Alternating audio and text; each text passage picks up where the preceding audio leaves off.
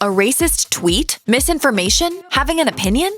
Journalism is a public-facing industry, and what reporters say online can often get them hired or fired. So who's ruined their career after misusing social media? Keep watching to find out. Texan reporter Scarlett Fakhar posted a lengthy note on Facebook after Donald Trump won the presidential election in 2016, writing that she was happy he'd won because President Obama, quote, made the entire country hate one another. She also claimed that the number of African Americans killed by one another outweighed the number of them being killed by white people, though it is unclear how the two statements were related. When she received backlash for the post, she then posted and deleted an apology for having made her private views public, saying it was wholly inappropriate as a journalist to do that. Fakhar was later let go by her TV station, and she claimed that it was her conservative views that led to her firing. They told me that they were terminating my contract. It was on the basis that I violated a policy in our employee handbook. Her statement about crime, she said, was nothing more than a difference in political philosophy. Further elaborating, she wrote, "I never have been or never will be racist." The New York Post reported that she was specifically upset about an article in the Houston Chronicle that she said made her post into a race issue, even though the article she was reacting to simply mentioned what she herself had written in her post. Fakhar now gives real estate investment advice.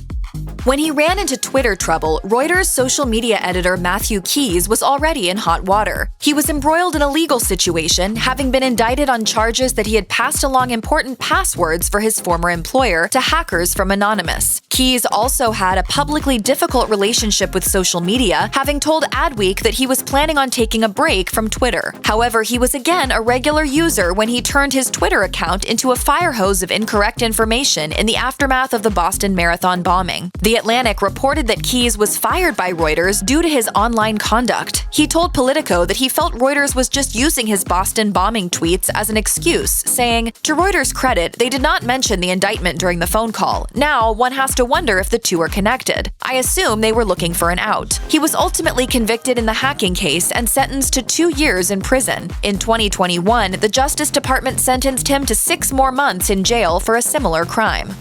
Pittsburgh reporter Wendy Bell made racist comments after a mass shooting in nearby Wilkinsburg, Pennsylvania, left 6 dead. In a since-deleted Facebook post, Bell tried to guess what the killers were like, rattling off a list of stereotypes masquerading as journalism. She wrote, "They are young black men, likely teens or in their early 20s. They have multiple siblings from multiple fathers, and their mothers work multiple jobs. They know the police. They've been arrested. They've made the circuit and nothing has scared them enough. Now they are lost." WTAE, the network where she worked, issued a statement apologizing on her behalf.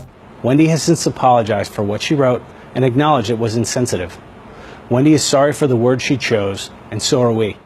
However, they fired her shortly thereafter, and she told the Associated Press, "It makes me sick." Bell later filed a lawsuit against the station, alleging that she was fired because of her race. The parties later reached an undisclosed settlement. Bell became a local radio host, a job she also lost after posting a video to Facebook saying, "My easy solution for the park rangers and hopefully snipers who are going to be watching for vandals is to shoot on sight." She now spends her time making stolen election and COVID conspiracy videos on Facebook, in addition to seeking attention on Twitter. Axios reporter Alexi McCammond was announced as a new editor at Teen Vogue in early 2021. She tweeted along with the news, "Still pinching myself." Vogue editor Anna Winter said in a statement, "Alexi has the powerful curiosity and confidence that embodies the best of our next generation of leaders." However, almost immediately, McCammond's previously deleted racist tweets from when she was a teenager, which included jokes about Asian people, caused a firestorm of controversy upon the announcement of her new role. McCammond apologized on Twitter in a since-deleted statement saying, "I'm so sorry to have used such hurtful and inexcusable language. At any point in my life, it's totally unacceptable. I hear that you're hurt, angry, confused, and skeptical of how we move on from here. I probably would be too." Her soon-to-be staffers at Teen Vogue were indeed skeptical of how they'd be able to move on. Sharing an open letter on Twitter, the staff had written about the situation, supporting the dismissal of McCammond. When it was clear the furor wasn't going away, McCammond resigned, sharing, "My past tweets have overshadowed the work I've done." The last few weeks have been really painful, to be sure.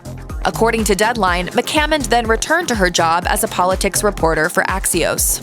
ESPN hired betting analyst Kelly Stewart to report on sports betting in May 2021 as an analyst on ESPN2's show Daily Wager, as well as making appearances on SportsCenter and other ESPN shows as necessary. At the time, Stewart told the Las Vegas Review-Journal, "I'm beyond excited for the future." As the news spread of her hiring, however, people on Twitter reposted past homophobic tweets Stewart had made that contained multiple anti-gay slurs. Stewart was apparently quite fond of a particular one beginning with F, which she aimed at everyone from her followers to football player Vernon Davis. A month later, shortly before Stewart was due to begin her on-air job, Front Office Sports broke the news that ESPN had let her go. She released a statement on Twitter saying that she wished the company had stood behind her, casting her choice of language as poor but insisting that the emotion behind the tweets was due to threatening and misogynistic attacks that she was responding to. Though she lost her job at ESPN over her affinity for slurs, Stewart was snapped up by Barstool Sports.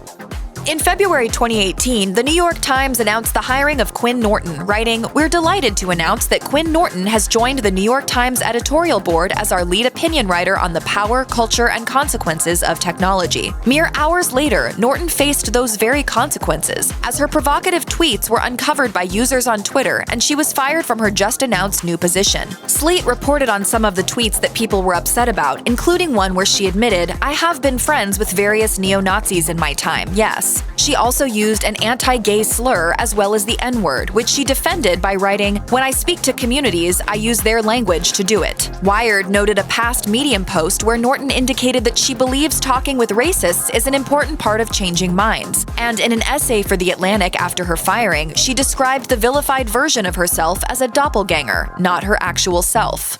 Check out one of our newest videos right here. Plus, even more Nicki Swift videos about your favorite stuff are coming soon. Subscribe to our YouTube channel and hit the bell so you don't miss a single one.